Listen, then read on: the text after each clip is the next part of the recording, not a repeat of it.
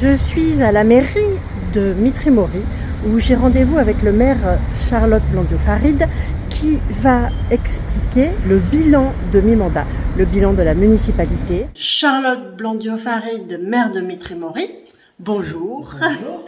Aujourd'hui, nous allons voir le bilan de mi-mandat de la municipalité. Vous avez laissé la parole aux habitants pour avoir un retour sur ce mi-mandat justement, mais aussi on va parler des réalisations et des projets. Tu as la parole. Merci de me laisser ce temps d'échange pour expliquer un peu la démarche qui a été la nôtre. À mi-parcours, il était normal pour nous de rendre compte aux habitants, mais aussi de réengager une période de concertation avec les habitants. Donc on a commencé cette période de mi-mandat en début octobre, en proposant des rencontres sur site, des visites de chantier. On a visité le chantier de l'école Elsa Triolet, mais aussi les futurs logements de la ZAC de Maurepas derrière Intermarché, et puis le parc qui va s'ouvrir là-bas. On a été au CMS, au Centre municipal de santé, pour parler de cette question de santé de proximité qui inquiète et soucie beaucoup de personnes. Et puis on a été aussi au Bois du Moulin des Marais, puisqu'il était question aussi de nature en ville, d'écologie, de transition écologique, qui sont des thèmes majeurs dans la période qui s'ouvre. On a ensuite eu les traditionnels conseils de quartier, qui sont au nombre de 5 dans la ville, pour là aussi exposer ce qu'on a fait et ce qu'on entrevoit de faire, et puis prendre aussi un peu le pouls, la température, et puis se réadapter, puisque chaque année qui passe offre son lot d'obstacles dans lequel on nous amène à nous adapter. Et puis on a aussi d'autres instances, le conseil des sages, donc c'est-à-dire l'instance des seniors, et puis le conseil des jeunes, que nous avons rencontré au point information jeunesse. Et puis on a fait aussi un format dématérialisé avec un Facebook Live qui permet, c'est quelque chose qu'on a initié pendant la période Covid, et qui nous permet aussi de discuter avec les Mitriennes et les Mitriens quand ceux-ci ne peuvent pas se déplacer dans les réunions traditionnelles. Ouais. Voilà. Et on a clôturé cette période vendredi dernier avec une soirée qui a réuni plus de 160 personnes qui venait clôturer un moment d'échange et d'écoute. J'ajoute qu'à ça, j'ai aussi fait quelques réunions d'appartements et de maisons dans des formats plus petits, mais qui permettent de rencontrer les Mitriens en grande proximité. Et donc, c'est aussi un moment que j'affectionne particulièrement parce que c'est jamais simple les réunions publiques pour prendre la parole. Et donc ça permet de se connaître différemment. L'objectif pour nous, il était multiple. D'une part, de rendre compte, puisque c'est important. En 2020, on a pris un certain nombre d'engagements envers la population qui nous ont redonné confiance pour ces 6 années à venir. Donc on a rendu compte de l'action municipale dans un contexte tout à fait particulier. Parce qu'en 2019, quand on crée ce projet municipal avec les habitants, personne ne se doutait que 2020 serait passé sous l'égide du Covid, et donc de tout ce que ça a pu ramener comme difficulté, et aussi de questions de réadaptation, c'est ce dont je parlais tout à l'heure. Donc c'est toujours important de le placer dans son contexte, ce bilan. Et puis aussi, c'était un moment aussi pour saluer la solidarité qu'il y a eu dans cette période, des services municipaux d'une part, mais aussi des Mitriens pour essayer de passer cette année douloureuse aussi bien que de possible. Et puis ensuite, après cette crise Covid, qui n'est malheureusement pas finie, mais qu'on gère beaucoup mieux aujourd'hui au quotidien, on peut le dire, c'est la crise inflationniste qui touche et les familles et les foyers, mais aussi les budgets des collectivités. Et ça en était question aussi pour apprendre aux gens, pour leur dire dans quel contexte national, international on se situe et comment on nous demande de faire toujours plus avec toujours moins. Oui.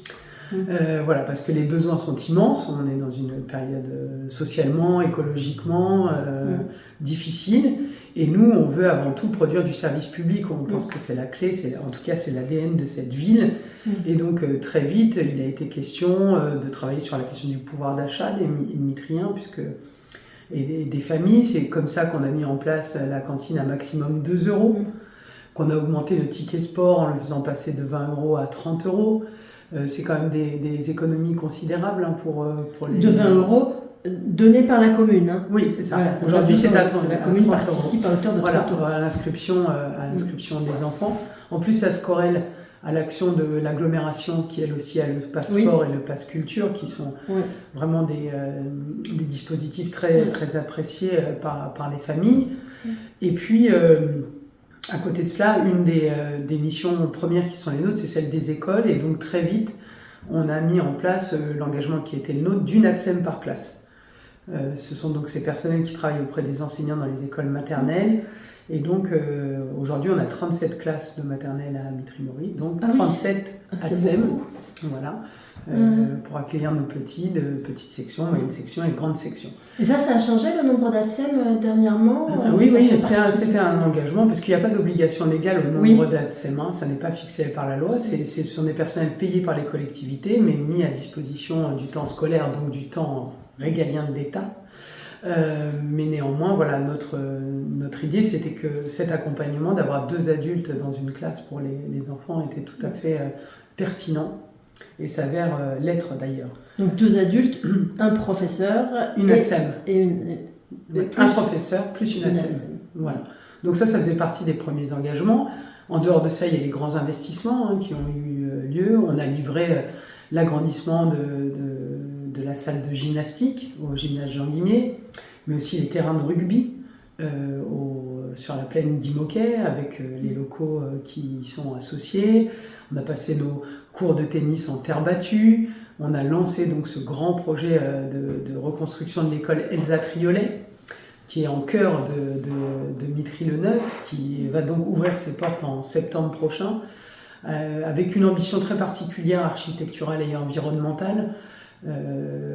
C'est une école en ossature toute bois, avec un chauffage au sol, avec des proportions généreuses pour accueillir les enfants. Et puis un travail aussi sur la cour de récréation, puisque comme on travaille sur les questions de nature en ville, d'îlots de fraîcheur et autres, on a beaucoup travaillé ces sujets-là. Sur la végétation.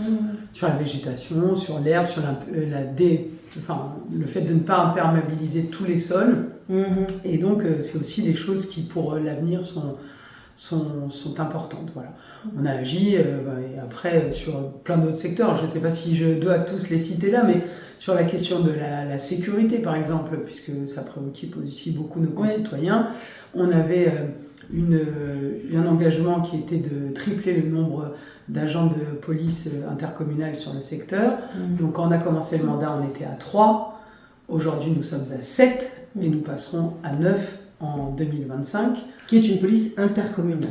Voilà, c'est une police intercommunale. Alors sur le bassin communal, elle intervient comme une police municipale. Elle est régie par la police du maire, mais c'est une mutualisation d'agents. Exactement. Ouais. Aujourd'hui, il y a un peu plus de 40 agents dans cette police municipale et chaque commune paye en fonction de la convention qu'elle a avec cette police sur le nombre d'agents qu'elle souhaite sur son territoire. Ce qui est un regret quand même de ta part, puisque ce que tu souhaitais, c'était la conservation d'un commissariat de police nationale. J'allais y venir, bien sûr, parce que je dis, là, en fait, la collectivité fait un pas, 2 pas, 3 pas, 4 pas sur ces questions, qui, encore une fois, relèvent de l'autorité de l'État. Je veux bien, on n'a jamais été contre partager les responsabilités. Et puis, en quelque sorte, on s'est engagé aussi dans ce processus-là, parce qu'on a aussi des ASVP, on fait aussi la traversée des enfants devant les écoles, mais on attend de la même manière que l'État soit à la hauteur des compétences qui sont les siennes. Et aujourd'hui, force est de constater que ce que nous avait dit en 2012, quand on a perdu le commissariat à Mitry-Mory, c'était qu'on aurait plus de monde, plus de patrouilles dans les rues, et en fait, c'est l'effet inverse, c'est-à-dire on a perdu la structure du commissariat en tant que tel sur notre commune, et en plus on a perdu des effectifs. Je me suis livré un petit calcul il n'y a pas très longtemps, on est sur une zone police qui est sur 16 communes, c'est quand même extrêmement grand. Le commissariat est en ville parisienne. Ouais, ville parisienne, mais avec un commandement mutualisé avec Chelles. Oui. Et donc aujourd'hui, si on compte avec les 120 agents de voirie, c'est une patrouille pour 17 000 habitants. C'est pas supportable. J'ai été amené à pouvoir le dire au ministre de l'Intérieur il n'y a pas très longtemps lors d'une réunion. Je crois que on peut pas toujours reposer la charge sur les collectivités. Le maire que je suis, comme bien d'autres maires, sont d'accord pour assumer leurs compétences leur mission et leur devoir, mais il faut que l'État soit à la hauteur. Et sur cette question-là, il n'est pas du tout. Nous, on est pour le retour de la police de proximité, d'une police formée, qui travaille à la sécurité, à la tranquillité et à la bienveillance des populations. Ça, c'est un véritable enjeu. Ouais, et qui est extrêmement actuel. On reparle de police de proximité. On en reparle, mais plus que d'en parler, il faudrait le faire. Parce que moi, j'ai le sentiment, en dehors du bilan là, qui nous occupe cet après-midi, c'est que l'État se retire progressivement. Mais ce que je dis sur la sécurité est vrai sur la santé, il n'y a qu'à voir l'état de l'hôpital, est vrai sur l'enseignement. À la rentrée, on nous avait promis un professeur devant chaque classe, ça n'a pas été le cas. Sur les questions d'inclusion, si on vient en parler, l'inclusion des personnes en situation de handicap, là aussi, l'État n'est pas au rendez-vous. Sur la santé, je l'ai dit tout à l'heure, sur les transports, on pourrait en dire... On en parle souvent, que ce soit la région ou l'État. Et donc, la dernière porte, c'est celle de la commune, mais la commune à qui on a retiré des moyens considérables de son pouvoir d'agir, quoi. Et donc, il faut remettre chacun en face de ses responsabilités. Et puis, il y a une vraie demande dans les populations que le service public fasse son grand retour pour qu'il soit de qualité et de proximité. Ça, c'est un vrai cheval de bataille pour Mitry, le service public. Oui. C'est l'importance maximum, puisque tout ça fait partie du service public. La police, la santé, les transports. C'est la vie du quotidien des gens, elle est faite s'ils ont accès. Et puis c'est le modèle français, il est fait comme ça. Et pour beaucoup de choses, il y a des choses qui ont été construites après la Seconde Guerre mondiale, avec le Conseil national de la résistance. On remettait sur pied un pays qui venait de connaître 2 guerres mondiales, ce qui n'était pas rien. Et donc on a réussi à sortir de ça, des choses extrêmement structurantes qui font aussi l'attractivité de notre pays. Et on sent que tout ça se délite parce que c'est le système comme ça, le système capitalisme libéral. Il y a une volonté de déconstruction. Oui, pour que certaines fassent beaucoup d'argent et que d'autres soient plus serrées, quoi. Et dans cette bataille, parce que c'est une bataille politique, avant tout, au sens noble du terme, sur des visions qui s'affrontent, mais le modèle qu'on nous impose depuis plus d'une trentaine d'années aujourd'hui ne produit pas les effets qu'on nous avait promis. On a libéralisé le secteur de l'énergie en disant vous payerez moins cher. Quel bilan on tire de la libéralisation d'EDF, GDF? Qu'aujourd'hui on paye tous plus cher. Et c'est pas parce que le coût de l'énergie est plus cher à produire, c'est parce que il nourrit une bulle spéculative. Et les premiers à en faire les frais, c'est les foyers bien sûr, les familles, les ménages, et les collectivités comme les nôtres qui ont eu une facture à payer l'année dernière extrêmement lourde. Et donc tout ce qu'on met dans cette bulle, on le met pas dans le service public. Et nous, c'est ça qu'on veut. C'est ça que je porte parce qu'à terme, les gens sont très attachés à leur commune. Ah oui. Ils ont en premier lieu, ils sont attachés à leur commune. Exactement. La commune est très identitaire. Oui. Elle réunit, elle nous fait faire société ensemble. Donc, il faut laisser aux communes le pouvoir d'agir parce qu'on sait mieux que personne ce qu'ont besoin nos territoires et comment on peut les développer et comment on peut les faire évoluer. Donc, c'est pour ça que je fais peut-être une digression, mais je pense qu'il faut comprendre aussi le retour d'expérience de ces 3 années de mandat en fonction du contexte dans lequel on est. Et quand les maires sont en colère et disent qu'il leur faut une autonomie financière ou des budgets à la hauteur, c'est parce que, justement, ils produisent de l'aide au pouvoir d'achat, du service public de proximité et des projets dont ont besoin leur population. Mais c'est là où c'est un peu facile pour l'État. Quand les maires disent il nous faut de l'autonomie financière, l'État, c'est facile d'entendre il nous faut de l'autonomie. Donc hop, tout part, les compétences, les possibilités, les décisions reviennent aux maires. L'État renvoie sur les communes sans la partie financière. Ah oui, mais alors c'est facile de faire des cadeaux avec l'argent des autres, parce que avant tout c'est ça. On le disait par exemple, cet été, ils ont sorti la possibilité de faire une prime au pouvoir d'achat pour les agents communaux. Très bien, mais ça fait partie, les fonctionnaires n'ont pas des salaires, on le sait, mirobolants, mais qui payent. Et puis la réforme, elle tombe en juillet alors que les budgets doivent être votés en équilibre, à la différence de l'État, avant le 15 avril. Donc, manifestement, on a un problème. Et puis ça se prévoit, ça s'anticipe. Et quand on veut faire bien un cadeau, ben on le finance. Eh bien, on le finance. Voilà. On nous a enlevé, alors tour à tour, hein, la taxe professionnelle, qui était quand même un impôt dynamique, qui était aussi l'intérêt des entreprises de travailler avec leur collectivité, hein, ce qui avait un réel intérêt. On nous a, ça c'était l'ère Sarkozy, sous l'ère Hollande, on nous a fait participer à la réduction des déficits publics, alors que nous n'en créons pas de déficit, puisque nous votons les budgets d'équilibre. Ce qui fait qu'aujourd'hui, la ville de Mitry-Mory touche 0 € de dotation globale de fonctionnement. Alors que la DGF, ça n'était pas un cadeau, c'était une manne financière qui nous permettait d'assurer les compétences que l'État nous avait transférées, telles que l'école, telles que l'état civil et autres. Voilà, on est dans une situation, et puis on continue de plus belle. On nous a enlevé la taxe d'habitation, on va enlever la CVAE. Enfin, c'est-à-dire qu'on ne vit plus que de dotations qui sécrètent au fur et à mesure du temps. Et 1 € d'aujourd'hui, c'est pas 1 € d'hier. Et c'est encore moins 1 € de demain. Oui, et donc on voit bien qu'il n'y a pas que sous l'ère Macron que les choses sont arrivées comme ça. Non, ça a été progressif, ça non. fait déjà des dizaines d'années qu'on évolue. Oui, comme il ça. y a une stratégie qui consiste à dire, il n'y a pas d'autre mot que dire faire les poches, quoi. Hein, on nous fait les poches. Et puis on continue à charger la mule parce que on doit pallier. Il y a des choses qu'on ne faisait pas avant. On a parlé de la sécurité, mais parlons de la santé. Ouais. L'État n'a pas voulu écouter celles et ceux qui disaient il y a une vingtaine d'années ou une trentaine d'années, on va être en pénurie de médecins. Donc on a gardé le numerus clausus à l'époque, hein, certain nombre de choses. Et donc aujourd'hui, dans une situation inextricable, parce que tout le monde manque de médecins de proximité. Et il faut des années, des dizaines d'années. Des dizaines d'années pour les former, et c'est bien normal. Hein, à condition qu'on veuille. À condition qu'on veuille, à condition qu'on puisse. Et donc aujourd'hui, pour pallier à ça, une commune comme la mienne a ouvert un centre municipal de santé en 2019, avec un médecin généraliste. Aujourd'hui... Pour 20 000 habitants. Hein. Même 21 000. Mais on ouvre ce CMS. Aujourd'hui, on a 5 médecins généralistes à l'intérieur, 2 sages-femmes, dont une qui fait le suivi gynéco.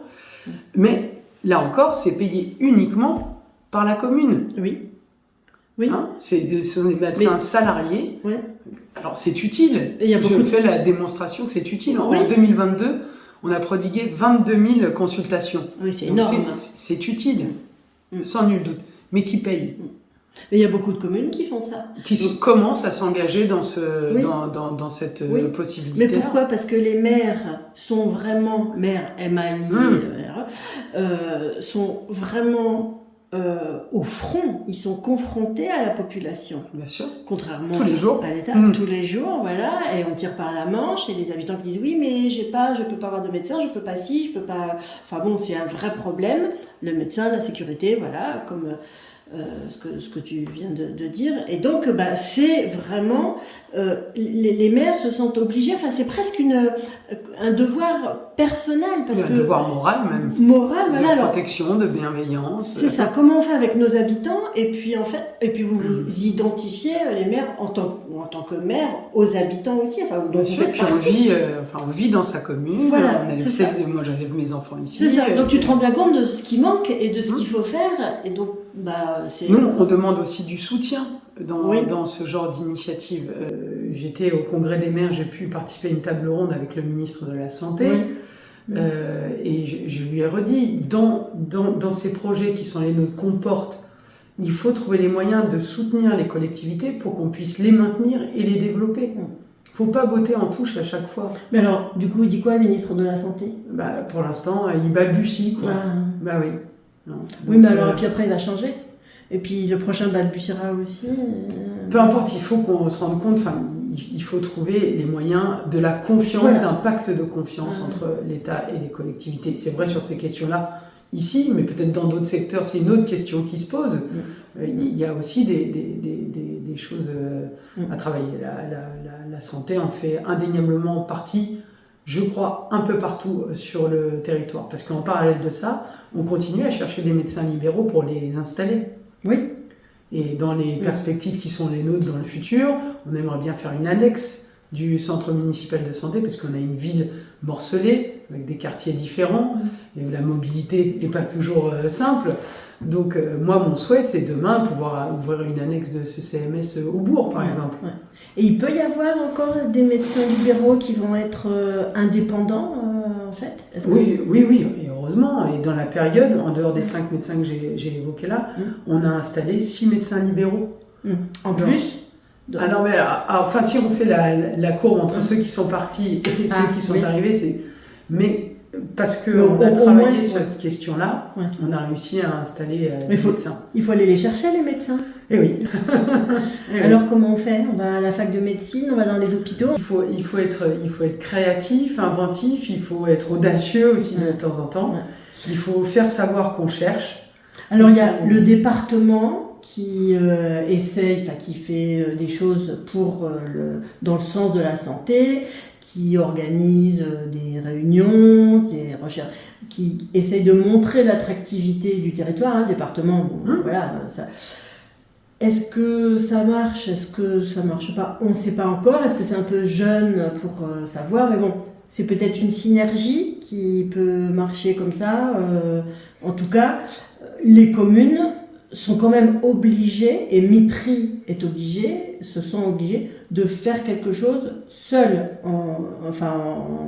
en autonomie. Oui. Mais elles ne désespèrent pas, Mitry-Mory, d'être rejoint par d'autres partenaires, que ce soit l'agglomération, le département, la région, l'État. C'est des sujets qu'on pousse un peu partout, et d'ailleurs sous l'impulsion de Marianne Margatet et Anthony Gratakos au département, il a été constitué, maintenant elle est sénatrice, mais à l'époque où elle était... c'est Nathalie Moine qui l'a remplacée, mais dans les mois qui ont précédé son élection au Sénat, elle avait travaillé avec Anthony sur la constitution d'un groupe de travail sur l'opportunité que le département soit chef de file sur la création de centres départementaux de santé. Donc il y a un travail qui aujourd'hui est à l'œuvre. Je ne sais pas à quoi elle aboutira, mais pour que quelque chose marche, il faut toujours planter des graines. Il y en a qui y prennent, et il y en a qui ne prennent pas. En tout cas, en l'occurrence, il y a eu l'écoute attentive du président du département, et j'espère que ce sera mené à bien, parce qu'il y a d'autres exemples dans d'autres départements, par exemple en Saône-et-Loire, où le département est chef de file sur ces questions-là et a réussi à réimplanter des médecins dans le département. Donc ce sont des expériences qui marchent. Mais alors donc du coup ils le réimplantent, mais comment, de quelle façon? Mais ils salarient des médecins. Ah oui, mais par le département? Oui. D'accord. Il faut que le département ait des sous aussi pour ça. Ça, c'est sûr. Mais je pense que cette bataille de l'autonomie des collectivités, parce que les collectivités sont les communes, les EPCI, les départements et les régions, il faut que de manière transpartisane, on la porte ensemble. Parce que sinon, chacun fait système dans son coin, et c'est la pérennité de nos services qui est en jeu. Donc, ce qu'on remarque, ce que moi je remarque, c'est que Mitry a une identité politique, communiste, assumé. De gauche et écologiste. Bien sûr, oui, ça c'est après les... Moi, je suis... PCF, mais j'anime les adjoints... une équipe plurielle, mais investie à gauche et écologiste. Mais qui est ouverte aux autres, aux idées d'où qu'elles viennent. Comme le département est en majorité à droite, Mitry n'a pas de mal à travailler avec le département. C'est vraiment du moment que ça avance dans le sens de la population. On est des gens très responsables avant tout. On a certes peut-être des fois des idées différentes, mais en même temps une vraie ambition de servir nos habitants et notre territoire. Et donc Mitry-Mory, et dans toute l'histoire que je lui connais, n'a jamais fait la chaise vide pour travailler avec les uns et les autres en bonne intelligence. Quand on n'est pas d'accord, on le dit aussi. Mais quand on arrive à travailler ensemble, et c'est le cas dans de nombreuses instances, et chacun peut le reconnaître, on essaye de faire avancer les choses avec notre propre état d'esprit aussi, et les valeurs qu'on porte. Oui, parce qu'en tout cas, sur ces sujets-là, tout a l'air d'aller dans le même sens, au niveau local. Collectivité, Mitry, le département, ce qui ne va pas, c'est l'État, en fait. Oui, sur cette question-là, c'est l'État. Oui, bien sûr. Sur d'autres sujets, j'aurais d'autres choses à dire. Oui, allons-y. Non, mais parce que si on prend la région et la question des transports, moi, ça ne va pas du tout. C'est un véritable calvaire, mais ça fait longtemps qu'on le dit. Moi, je voudrais qu'on ressorte les coupures de presse de 2019, quand j'ai dit avec les travaux Charles de Gaulle Express, ça va être l'enfer, et qu'on m'avait dit, mais non, surtout pas. Elisabeth Borne, à l'époque, elle était ministre de l'Environnement et des Transports. Valérie Pécresse était déjà la région Île-de-France. Elle m'a dit, non, priorité au transport du quotidien. Quel constat on fait aujourd'hui en 2023 quand on est usager du RER B? C'est que c'est l'enfer. Il y a les JOP qui vont arriver et on ne sera pas prêt du tout. Avec un ticket de transport qui va augmenter. Il y a la période des JO avec des transports qui vont être très chers, mais il y a aussi l'augmentation au 1er janvier du Pass Navigo encore, pour un service qui n'est pas à la hauteur et qu'on est venu dégrader encore plus avec ce projet de liaison ferrée dont personne n'a besoin. Et puis à la rentrée, c'est pareil. On a découvert qu'il nous manquait des bouts de lignes de bus, notamment pour emmener des lycéens au lycée de Longperrier. Ah oui. Qui sont obligés maintenant de prendre un bus, puis le train, puis un autre bus. Ah oui, ça n'a pas été résolu, ça. Ça n'est toujours pas résolu. On ne veut pas nous entendre sur cette question-là. On essaie de nous faire la démonstration que ça va plus vite en prenant 3 transports qu'en prenant un seul bus. Comment c'est possible? C'est beaucoup, c'est vraiment méconnaître le secteur. Peut-être que sur le papier, quand on est à Saint-Ouen ou à Paris, ça marche très bien. Mais quand on est un enfant qui tous les matins doit prendre le bus, attendre le RER en retard, louper la correspondance, pas prendre et ça tous les jours, alors que c'est leur lycée de secteur, parce que s'ils vont à Longperrier, c'est parce qu'ils ont fait des choix d'options qui ne sont enseignés qu'à Longperrier. Donc ça va pas. Ça, la question des transports, ça va pas du tout. Quelles sont les choses qui ont évolué? Donc on a vu la police de proximité qui a un peu gonflé ses effectifs, la santé qui a gonflé aussi ses effectifs avec le centre municipal. Qu'est-ce que disent les habitants sur ces sujets-là? Est-ce qu'ils sont contents? Est-ce que c'est encore pas assez? Et qu'est-ce qu'ils veulent de plus ou d'autre? La question, c'est qu'on en veut toujours plus et oui, ils ont raison sûr d'être exigeants. C'est jamais suffisant. Ce sont des sujets qu'on a abordés avec eux. Il a été question, j'en ai parlé tout à l'heure, de sport, de culture. C'est vraiment des thématiques sur lesquelles on investit beaucoup, d'ailleurs pour tous les âges. On parle beaucoup de vie du quotidien quand on voit les habitants d'une ville. Et ça va de la problématique de voisinage ou de rue, de stationnement, de circulation, à des choses plus supracommunales comme l'avenir environnemental de la planète. Donc le spectre des discussions avec les Mitriens, il est très large, il est énorme, et donc on se refuse aucune discussion quand on se voit en réunion. C'est un peu ça les règles du jeu. On se respecte et on peut parler de tout. Donc il y a la vie du quotidien dont il est beaucoup question, comment on peut améliorer la circulation, le stationnement, la sécurité des piétons. Ça fait partie aussi du quotidien d'une équipe municipale à gérer. De ce point de vue-là, il y a des choses qu'on améliore au fur et à mesure des conseils de quartier. Et puis, je disais tout à l'heure, il y a la question du logement, par exemple, qui peut aussi beaucoup nous préoccuper. On est dans une ville où il y a presque 1500 demandeurs de logement. Ah oui, actuellement. Actuellement.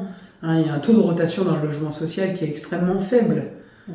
Donc c'est une problématique. C'est sûrement, je crois en permanence, y compris avec ma collègue, c'est le plus de demandes que j'ai, c'est pour la question du logement. Malgré les constructions, alors il y a eu construction en démolition, mais il y a quand même eu des logements, il y a quand même des logements en plus.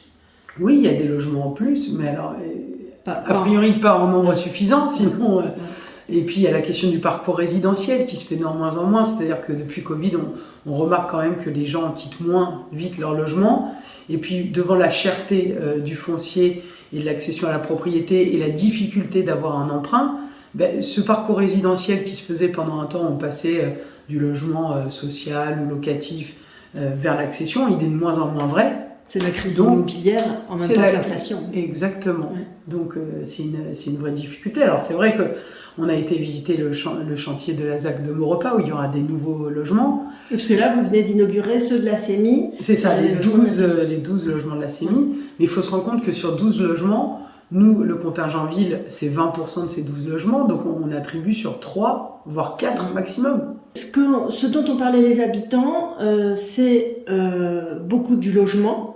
Alors, la vie du quotidien, ça c'est la première chose. Le voisin qui se gare, stationnement, incivilité, entrée d'école, enfin voilà, tout ce qui est la vie du quotidien, commerce aussi, accès au commerce. La deuxième chose, c'est le logement. Et puis après, comme on a fait une réunion aussi dans le bois du Moulin des Marais, on a parlé beaucoup de nature en ville, parce que c'est important. Je disais tout à l'heure, on a une transition écologique à mettre en œuvre, qu'on a commencé, qu'on a amorcé, mais qui est une préoccupation majeure. Oui, puis bon, vous avez fait des choses, la classe de la biodiversité. Ça, on fait beaucoup de choses, mais voilà, c'est aussi quelque chose qu'il faut qu'on partage avec les habitants. Donc, on a parlé de gestion différenciée des espaces verts. Alors, ça rejoint aussi des fois le quotidien. On a obtenu le label zéro produit phytosanitaire. On n'utilise plus du tout de produits phytosanitaires et c'est très bien. C'est une performance, mais ça a d'autres désagréments. C'est-à-dire que l'herbe qui pousse. Et oui. Et c'est sûr que là où on passe un produit et que pendant 6 mois il n'y avait plus rien, d'ailleurs on imagine ce que ça pouvait produire dans la nappe phréatique. Ben oui. C'est quand même pas. Et donc il y a des gens qui râlent parce qu'il y a des. Oui, parce que on a aussi l'œil qui doit être aguerri différemment à la gestion des espaces verts. Et de l'herbe qui pousse, c'est pas grave. Ben non. C'est plutôt, d'ailleurs, ça permet la biodiversité, les insectes, les coquelicots, les abeilles. Enfin, tout ça, c'est de nature à protéger. Qu'est-ce qu'ils disent quand ils disent mais il y a de l'herbe qui pousse? Qu'est-ce qui les gêne? Parce que c'est un aspect pas entretenu. Oui, c'est ça, c'est le défaut d'entretien qui peut gêner. Voilà. Donc je dis, après, chacun a sa pierre, a son pas à faire. D'ailleurs, les trottoirs, c'est au propriétaire ou au locataire de l'entretenir. Les caniveaux à la ville, mais le trottoir à l'habitant. Donc bon, je pense que si chacun d'entre nous on passait 5 minutes par semaine à passer le balai sur le trottoir, bon, et celui qui veut enlever l'herbe qui pousse, il peut l'enlever également, ce serait bien plus facile. Mais donc cette gestion, sans blaguer, cette gestion des espaces verts, c'est nouveau pour nous depuis quelques années. Il faut aussi avec nos agents qu'on re-questionne nos manières de faire et qui prennent beaucoup plus de temps, y compris dans des endroits très symboliques comme les cimetières. Ça fait partie des choses sur lesquelles avant on passait du produit. Aujourd'hui, c'est la binette, donc forcément c'est long, c'est fastidieux, ça revient souvent et c'est pas simple à gérer. Mais néanmoins c'est absolument utile pour l'avenir, quoi. Tout simplement, il faut en prendre conscience. Le bilan de mi-mandat, il est terminé ? Là, il est terminé. Alors, l'idée, c'est que après cette séance de consultation et de réunion, chaque litrien va recevoir chez lui cette petite plaquette qui retrace un peu tout ce qu'on a pu faire. Donc les réalisations, les politiques mises en œuvre, et puis aussi les grandes thématiques sur lesquelles on veut avancer dans le futur. Et qu'on présente en 2026. Oui. C'est dur, mais ça me plaît. On n'est jamais satisfait à 100% parce qu'il faut être aussi réaliste, et puis savoir qu'on a encore des marges d'amélioration. Enfin, je ne dis pas en me couchant que tout va bien et tout est beau et tout est rose. Mais néanmoins, on avait 100 propositions pour les mitriens. On en a réalisé 59. Il y en a 23 qui sont en cours. À mi-parcours, on peut être satisfait du bilan qu'on en tire. Ça, c'est la première chose. Deuxième chose, est-ce qu'il y a encore à faire ? Ah oui, indéniablement.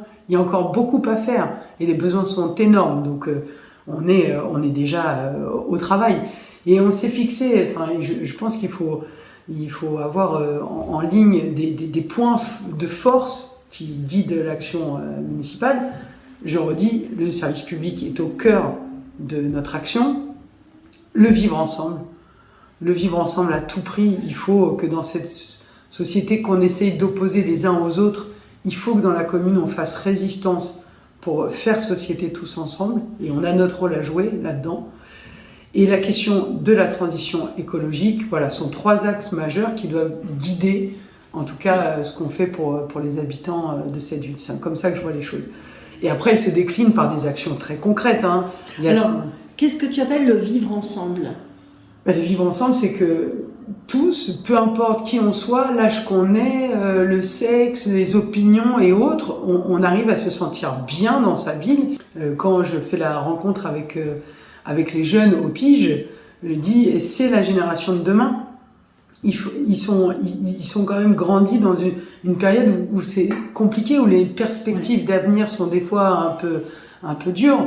Donc, pour eux, plus que pour tous les autres encore, de la considération et leur donner les clés de devenir des citoyens aguerris. Ça fait partie des choses importantes. Alors ça se passe à l'école, mais ça se passe dans le périscolaire, ça se passe dans les associations, ça se passe dans nos structures jeunesse, ça se passe au service culturel, voilà. Tout ce qui peut aider à ce que, voilà, le service public de proximité qui fait que chacun est une personne. Et ça, c'est pour moi le plus important. Après, il y a les réalisations, les investissements. On livrera l'école, comme je l'ai dit.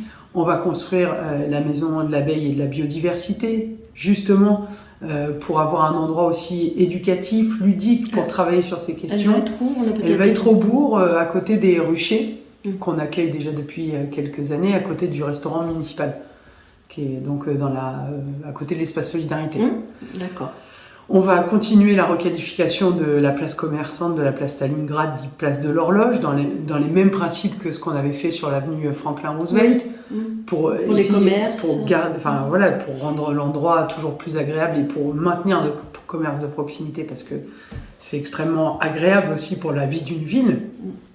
Ça fait partie des choses qu'on va mettre en œuvre. Et puis on va lancer les terrains de football Robert Marchand, à côté du gymnase Micheline Ostermeyer, qui démarreront là au printemps pour permettre la pratique footballistique, d'ailleurs qui se développe aussi d'un point de vue féminin.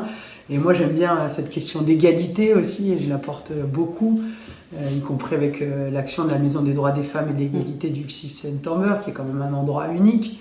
Et qui existe depuis longtemps. Et qui existe depuis longtemps, mais qui produit aujourd'hui qui est l'initiative d'un observatoire contre les violences faites aux femmes, qui fait le mois de l'égalité, qui est maintenant reconnu au-delà de ses frontières pour ce qu'il impulse en matière de politique de proximité pour l'égalité homme-femme.